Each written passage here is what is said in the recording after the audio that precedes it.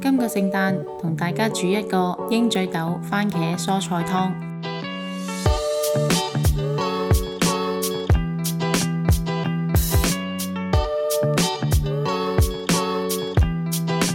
薯仔、甘筍同南瓜去皮，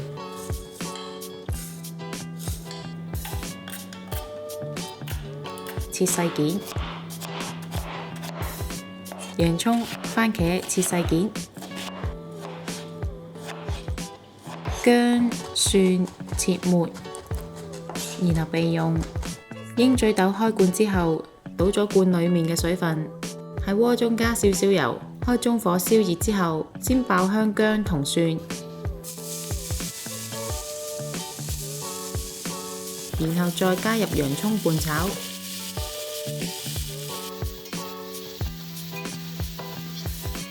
等到有香味之後，就可以加入薯仔、甘筍、南瓜，炒出蔬菜嘅香味，然後再加番茄同鷹嘴豆拌炒，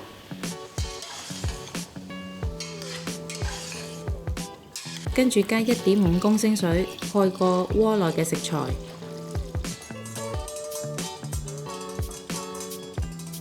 喺煮滾之後再加入茄汁同埋意大利香料。如果唔想太酸，煮滾之後先試味，有需要嘅話就可以加多少少茄汁。蓋上鍋蓋，用中大火煲到氣閥門跳動，見到開始跳動就可以調校至細火。整個過程係煲60分鐘。熄火之後，加入羅勒粉、黑胡椒同埋鹽調味，咁就可以趁熱食啦。